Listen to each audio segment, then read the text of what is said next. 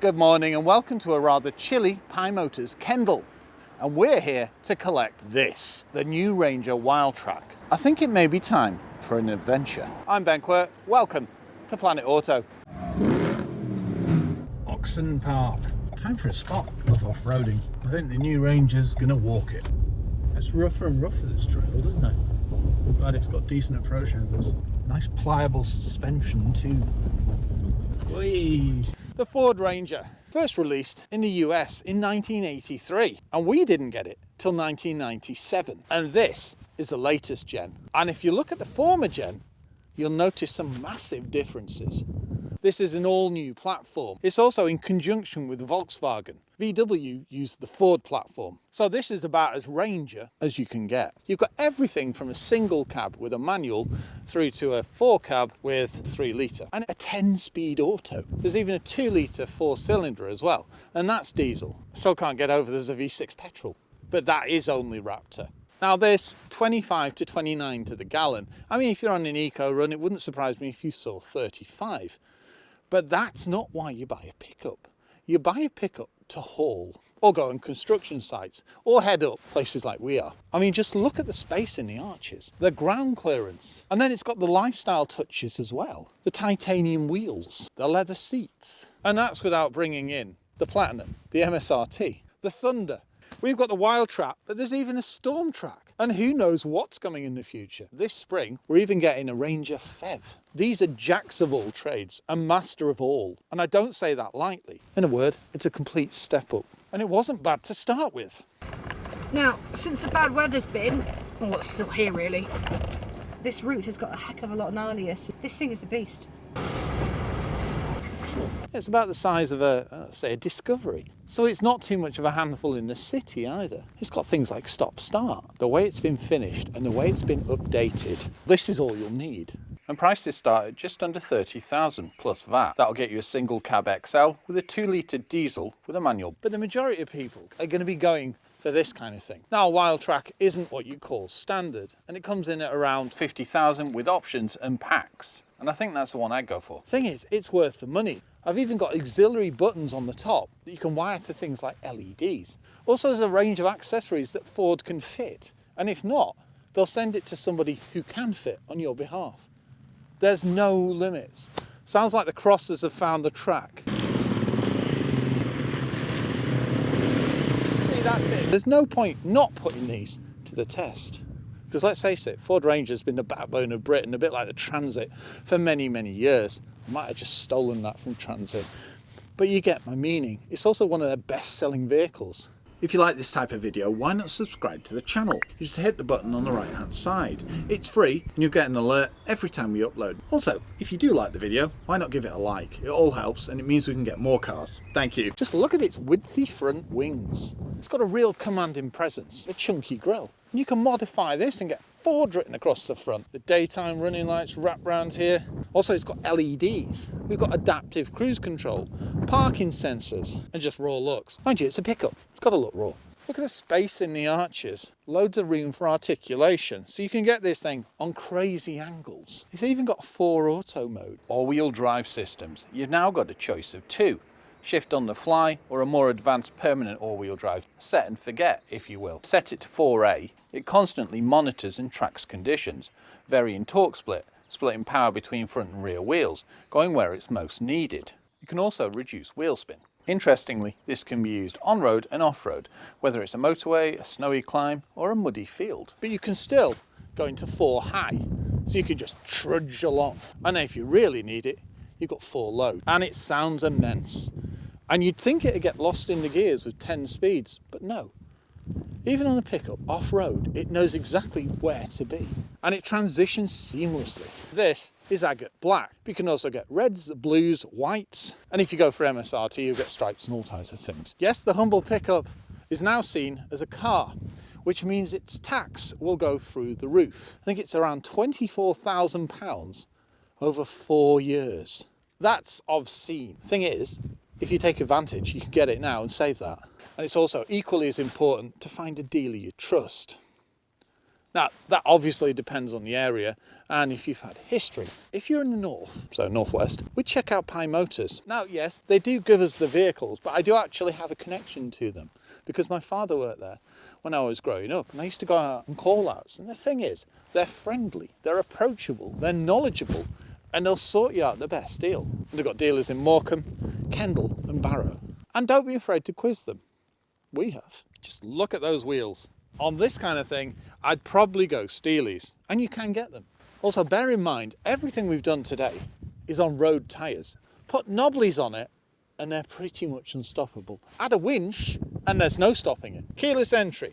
Now, currently, there's a part missing for these, but if you buy one, when they become available, Ford will retroactively fit them for you. Solid, weighty doors, and side steps. And to the point, I can bounce it, like really bounce it. Climbing in, well, at 6'3", I can step in. Annabelle, not so much. Thing is, you do have a handle here. Not one here, but there's one above every other door. This is enough, to be honest.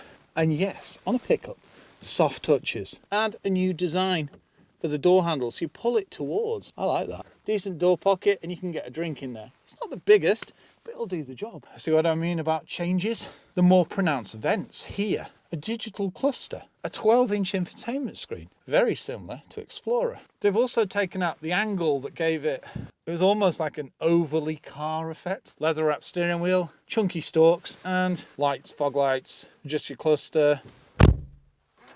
Wow, that is solid construction. Mind you, it's a workhorse at heart, so why wouldn't it be? The thing is, did you expect a pickup to look like this? It's modern.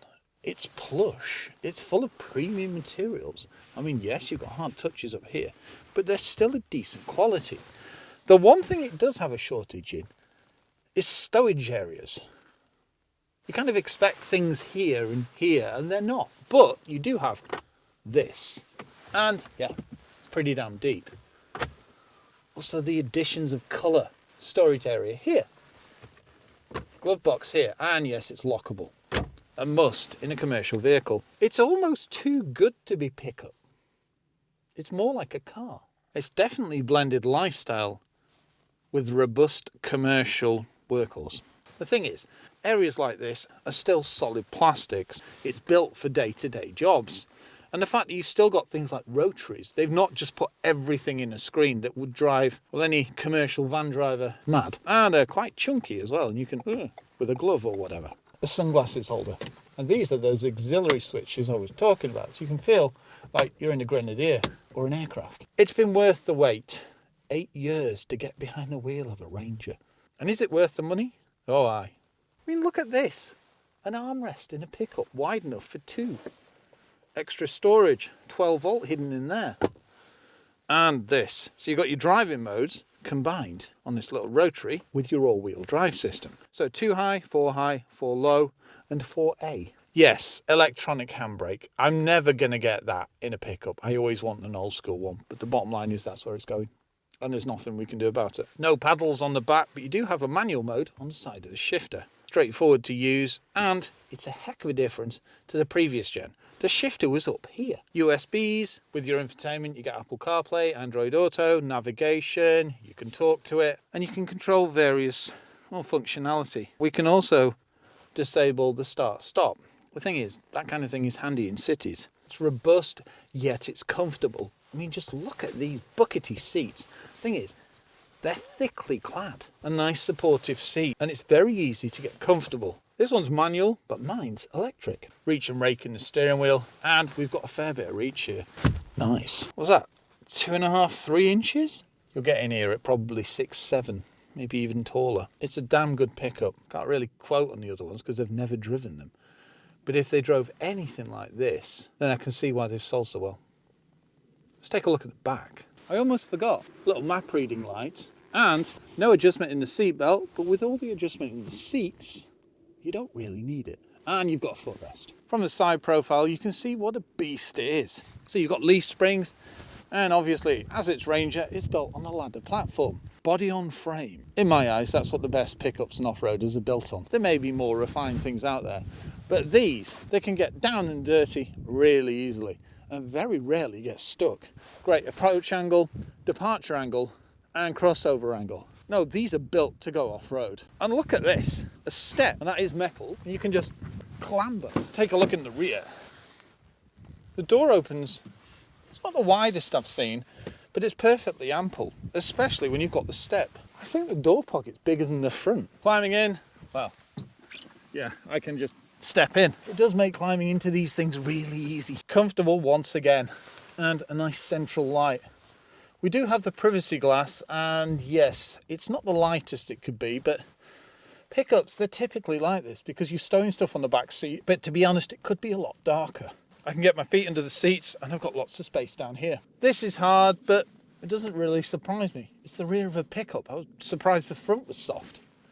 Electric window, same handle as the front, contrasting stitching, and a lovely padded area. And this just brightens it up. To think pickups used to have things like wind down windows. And 9 times out of 10, they didn't even have a second row. It surprised me how little you can hear the engine, even when you kick down. It leaves the outside. I mean, just look at this. I'm 6'3". I've got, what's that, 1.5 inches, something like that? Loads of leg room, and this is set up for me. So there's absolutely no problem getting, 4 6-foot people in here. It's very car-pacious. Now, Ranger isn't the cheapest pickup out there, but that's for a reason. You get what you pay for. We've got a grab handle here, rather supportive seats. They're not the most buckety. No, it's comfortable for a long haul. Pickups have turned a corner, especially in the last 10 years. They're not just for going to work sites. It means you can go on some kind of adventurous holiday. Let's take a look at the bed. I didn't expect that on a pickup. See, this is becoming more and more car by the minute. We've got a cover, and this just lifts up. Ooh. Not soft opening. I didn't expect it would be. Interesting. But we've got a tub, we've even got lights in our bed. And there's 2 plug sockets there too. Talk about fully equipped. And look, we have a slidey window. This will tow 3.5 ton, and it'll carry over a ton on the bed, but not simultaneously. And can you tell you're towing? In a word, no. The box and the engine mated together is, well, it's a match made in heaven. LED rear lights, and everywhere you can stand. So, and climb up. It's the same with here. Also got parking sensors and a reversing camera. It does have one large omission, a tow bar, but that is optional. Let's go and look at the V6.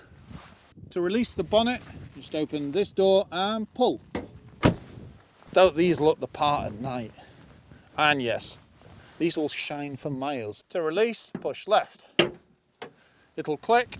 Whoa, that is a heavy bonnet, just as a point of interest. Yeah, it's a proper engine. Ford V6, 3 litre. Very easy to see where to top up fluids. And if you can see, the air intake is rather high. So we can do a fair bit of wading on this. And you could even get a snorkel. I think it's time for me to get behind the wheel. It's a well illuminated cabin, isn't it? You've got an illuminated tray and mood lighting to the fun bit. I'm going to stay in 4 high and see what happens. Well, this is effortless. Look at this. You can see it, but it just walks it, doesn't it? Quite literally. Just trudges. Ooh, very nice. The size of some of these rocks. This would be unstoppable with a high lift kit, wouldn't it? Oh, and off-road tyres, yeah. Look at the water. Yeah. Just coast, doesn't it? It's effortless for it, in every sense of the word.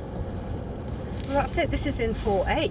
The only time we had to put into 4 high was that really, really difficult bit before. Yeah, there's a lot of movement in the suspension. It just makes it a nice pliable ride. It just soaks them up. And trust us, the camera isn't doing justice to what you see. Well, that's it. We've got damping on the gimbal on. Welcome to the roads. Okay, it's not really a road. It's like a single track. And just so you know, you can disable your parking sensors when you're doing your off-roading, which is a boon, isn't it? Yeah. Because they can be a little overzealous. The one thing that doesn't compute with the Ranger is its aggressively beastie horn. Look, This range would be chunky. It doesn't need to prove anything to anyone, so it can have a little baby horn if it wants one. I like the way you called it a baby horn. And initially I thought the bonnet might be more straighter, but because it dips down, Yeah, you don't need it. with my height, I've got a perfect view. Well, even at my duck height, I can still see. As for on-road, very pick-uppy, you know, a little bit of jitter, but that comes with the territory, and obviously that irons out if you put a load in it, because they're built for carrying. Oh, that's smooth. Yeah, you know, it gobbles up lumps. And there's so much refinement in the cabin, you can hardly hear the big door mirrors. Colossal. Because they are huge. And it's a very windy day. I mean, not Storm Eowyn. I know, it was when we were driving up before you could feel it, but the safety mitigated it every time. Yeah. And we were travelling at 70, weren't we? It's got some launch power, isn't it? Oh, well, it's a talky beast, isn't it? Yeah, that's it. The thing is, it puts it down, it doesn't unnecessarily wheel spin, No. scrabble for grip, and that's on road or off road. And you can do that on the fly. I'm just going to Like 4 high. There you go. It's into it dropping gears. Seamless transition. Yes, economy. Depending on how you drive it.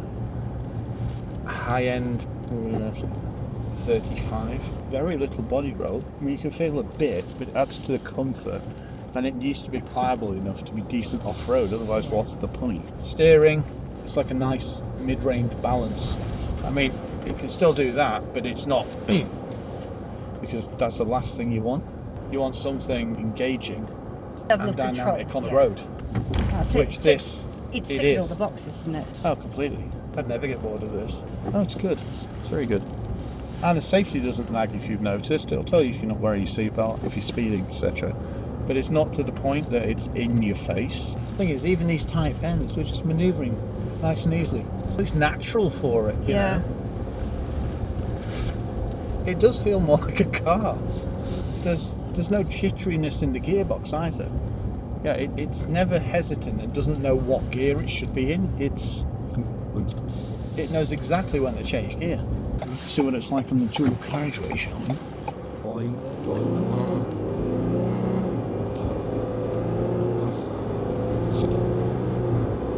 60. Gosh, that got up to speed quickly. So, all that eco. Tow and haul. Slippery and wet. Mud and ruts. Yeah, man. Sand. And they're colour-coded. Adaptive is literally one button. And that's it. And then you can change the distance, etc. But no, everything's very straightforward on this. I love the fact they've made it user-friendly. Well, that's it. You mean things like knobs and buttons? Yes. It ticks boxes, doesn't it? Drive one. Yeah, and then come back to us and tell us what you think. Thanks for watching.